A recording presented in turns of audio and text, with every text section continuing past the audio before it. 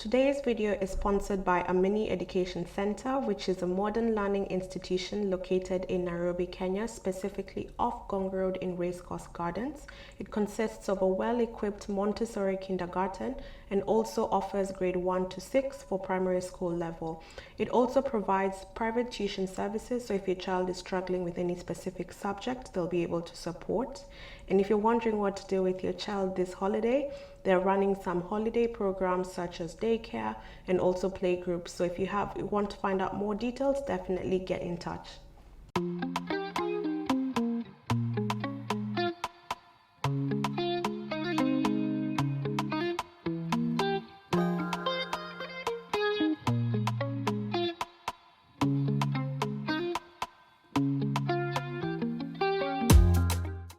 Hello, everyone. Welcome to Afro Girl Diaries. If it's your first time here, make sure to hit the subscribe button. My name is Belinda, and today I'm joined by my lovely guest, V. Hand over to you, V, to say hi. Hi there. My name's Vaishnavi Sharma, but as Belinda says, everyone calls me V. And yes, I used to be a colleague of Belinda's, but now I'm more, I think, a friend, I'd say. Yeah. Yeah, definitely our relationship has evolved to you being my in charge. So actually V was my in charge.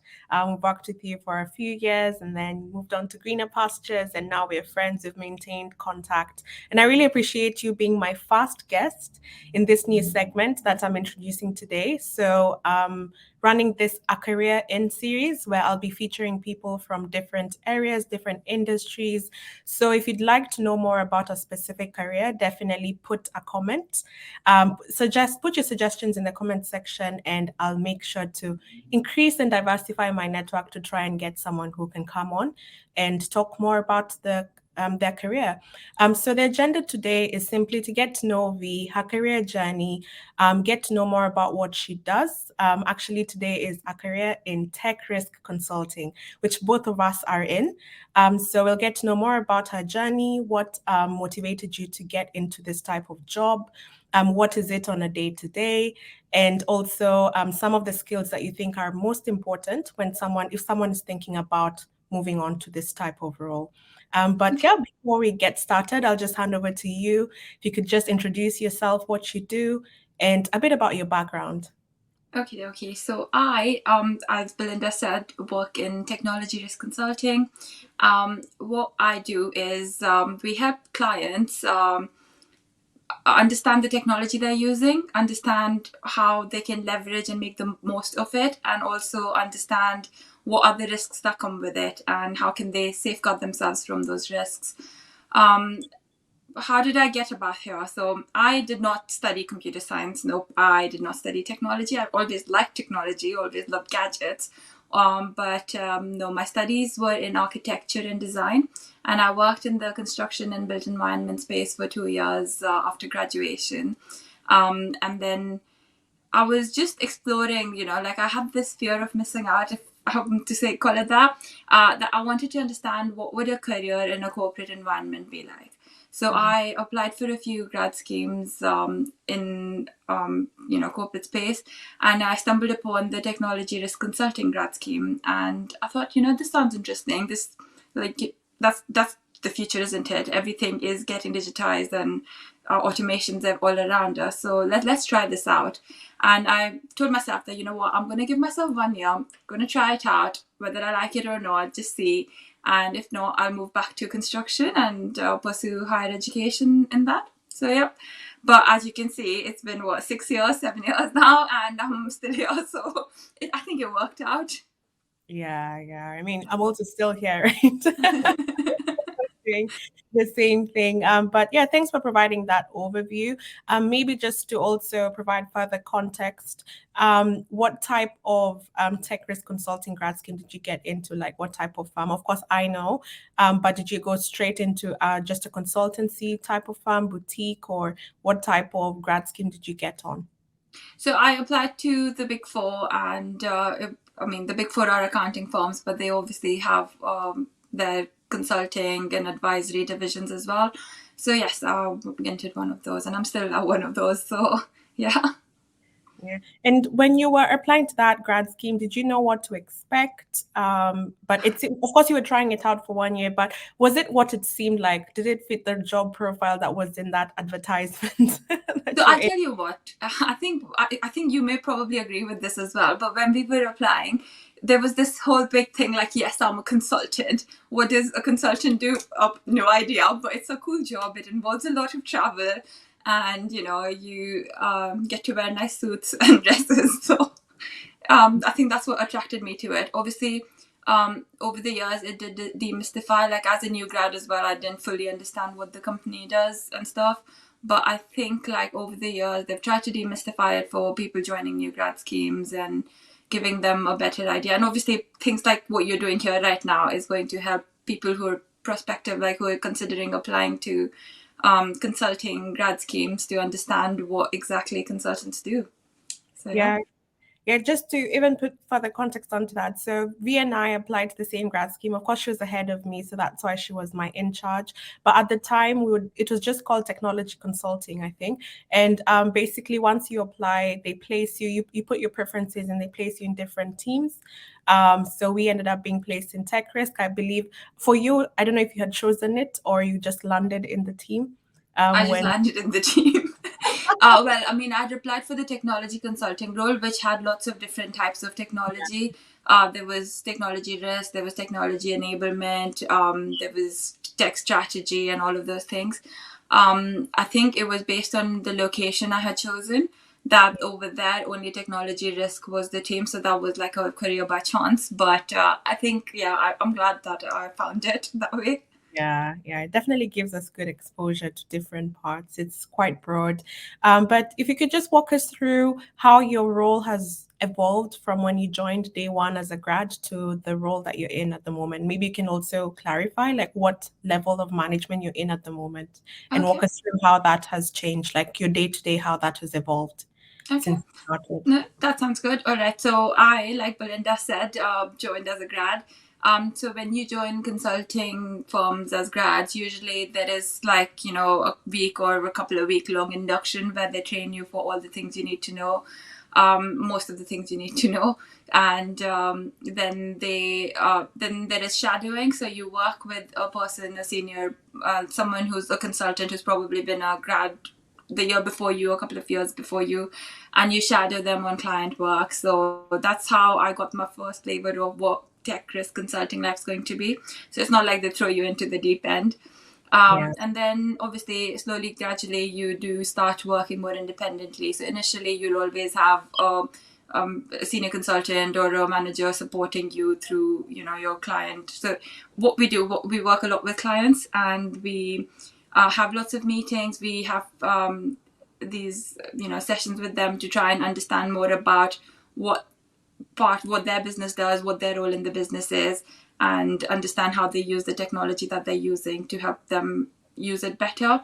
So all of those things, like I think it helps the fact that you're not sent in on your own at first. There's someone helping you, so you see how your senior is coordinating these meetings, holding these meetings, and then you sort of watch and you sort of mimic and you learn on the job.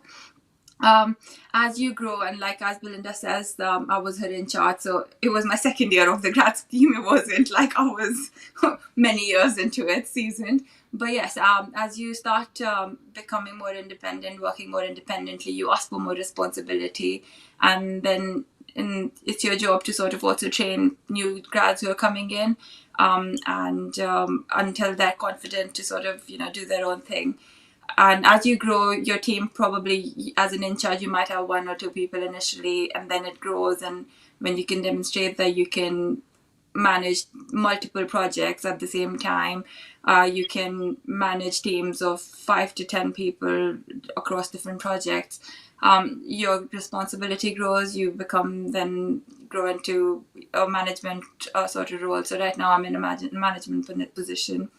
And yes, so my job is to make be the first point of contact for client escalations, and support my team, so making sure that they understand what the job at hand is, and helping them with all the resources they need to do their job properly. and clarifying questions and moving hurdles from the way. And yep. Yeah, removing blockers, which Yeah. anyone who is in consulting, you will know there are blockers every single day. You remove a blocker today, tomorrow there's something else because it always comes with change. Whenever people have to go through change, they definitely, it's not something that's comfortable. It's not usually a comfortable experience. It's people tend to, fear the unknown. So there's usually a lot of resistance that comes with that. But thanks for Mhm. clarifying, like, day to day, how your role has evolved over years.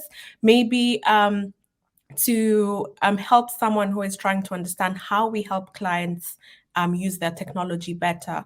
Of course, within the non-disclosure agreements that we usually sign, maybe if you could just provide a bit of insight into the type of projects that you've gotten involved in over time, like just to show the Okay. variation. Like, is it the same type of project usually? We do the same thing for different clients, or like how diverse or different to different projects or engagements?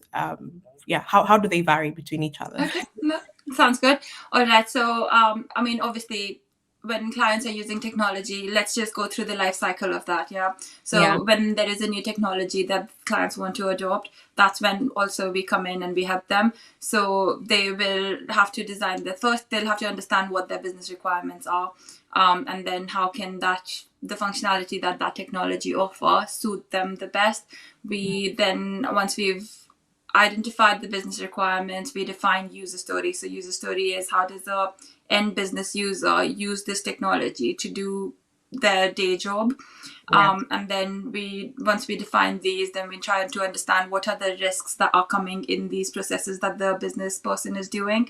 And then we try and put checks and balances in place at different times of the process to ensure that wherever something can go wrong, we are either preventing it or putting something that will tell us that, yes, this has gone wrong, go back and check it or fix it.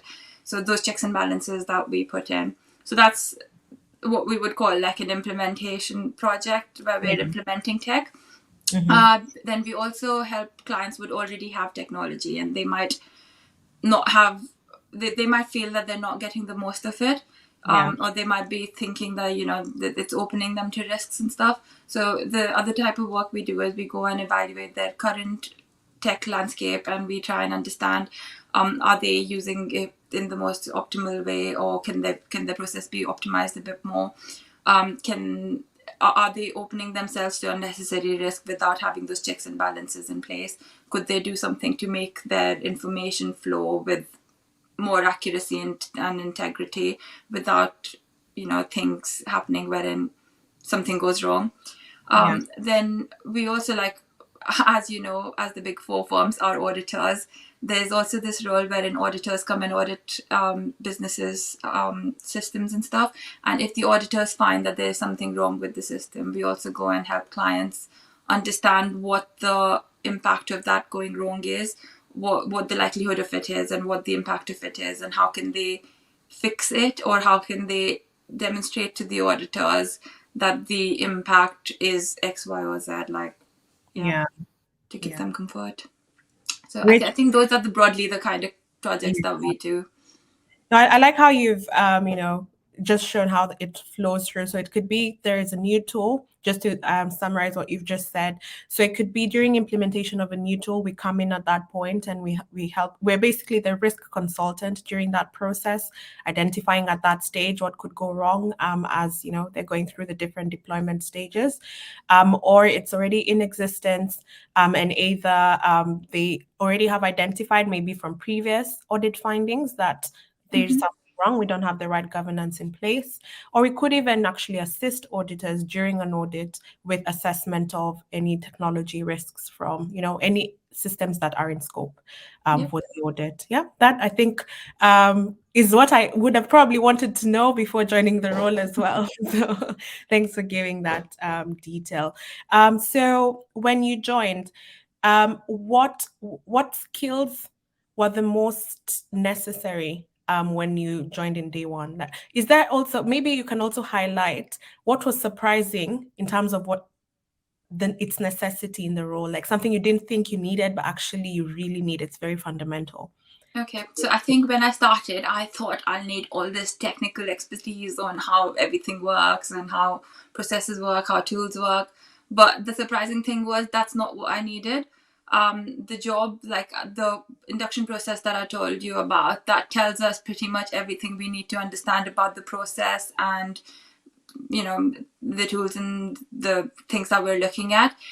The thing that you needed, I think there were two skills that I needed the most to be successful in my role. One of them was a hunger to learn. So the desire to want to know more and want to increase my own skills and understanding of what I'm doing and what my clients are doing. And I think the second aspect of it is the people aspect, because we're consultants, we're always working with people, whether it's our own team or the client's team, or maybe even a third party that's supporting the client. It's very important to have that ability to build a rapport with the people so that you can show them that you're not here to cause trouble or to prevent them from doing their job. We're working together to achieve something better. So yep. So I would say those were the two main skills that any person wanting to get into consulting should definitely have. I agree. And what about certifications? Are there any certifications you'd recommend for someone in this line of work? I think there's so many certifications depending on what kind of what area of risk you want to work in. So like if you want to specialize in implementations, then you can probably have some tech specific certifications wherein, for example, we work with S4HANA. So there is, for S4HANA, there are risk certifications which you can do that SAP provide. Then you can also do certifications which are from a broader, like a tech agnostic view, wherein which looks at the process and the kind of risks that come with IT systems. So I think off the top of my head, there is CISA, that people look at. The next level of up of it is CISM. Then there's ITIL, COBIT. There's several certifications, but I think people entering grad scheme shouldn't worry about it just at the point of entry, because once they land and once they get to know their teams and their management, they should ask those questions of what is relevant for my job and my role and what I want to grow, like the direction I want to grow my career in. I completely agree because in like my team, we're quite a big team, and we all have. If you ask people what do we do in tech risk, everyone has their own view because of the current engagement they've been involved, or like the type of engagements they've been involved in. So really, what you want to get a certification in could be different because of the type of engagements you have lined up, or the one that your manager has lined up for you. So I Yeah. completely agree. And you're just say a woman in this type of role. You're also BAME like I am. So are there any specific tips you'd give someone who is venturing into this? Because the truth is, the fact of the matter, there are very few of us in this space. Any specific tips you'd give to maybe a woman out there, or any minority trying to get into this space? Well, I would say, like, first of all, don't sell yourself short. Like, I think personally, me as well, like, I think our culture has taught us that unless and until we are definitely the experts, we will not try something and we will not put ourselves forward. It's that, I don't know, respect for people's experience, that we think that we're lacking experience, so maybe I'm not the best person for the job. So leave that behind, put yourself forward, and your colleagues will help you. So even if you may not be the best person, everyone will pitch in. You can ask for help and you can actually become the best person to do the job. And also I would say your network is very important. Like, I think I have had, like, role models are important. So I've had the benefit of having senior colleagues who may come from similar backgrounds as me, who would understand the challenges and the internal thinking that I may have, and they would provide me the encouragement. So it is important to have that, and also it's so important to be that for someone else starting their career journey. So yep, I think those would be important tips. Thank you. Thank you so much, V. Maybe to just wind up this conversation, if you could just give general advice to someone coming into this space, which you've kind of given as you were, as we were discussing, but if you could just give us your last few thoughts on, advice to someone who is thinking of maybe switching careers or just starting their career journey in tech risk consulting? Just a few words for them. Well, I think just have an open mind and ask lots of questions. Find out what people do in your team to, understand what is it that interests you the most and where you want to grow your career. And all the best. Yeah. So, yeah. No, thank you so much, Vi. I think this is a very productive discussion. I hope this will be helpful to anyone out there who's considering starting their career in tech risk consulting. And, of course, Vi, we always keep in contact. Maybe if you want to come back, I'm very, very happy to have you back. This is really, really productive. Thank No, you. of course. Thank you very much, Belinda, for having me today. Thank you. And don't forget to subscribe if you have any suggestions on another career topic or area that you'd like me to cover. Make sure to put that in the comment section. Cheers. Bye. Bye.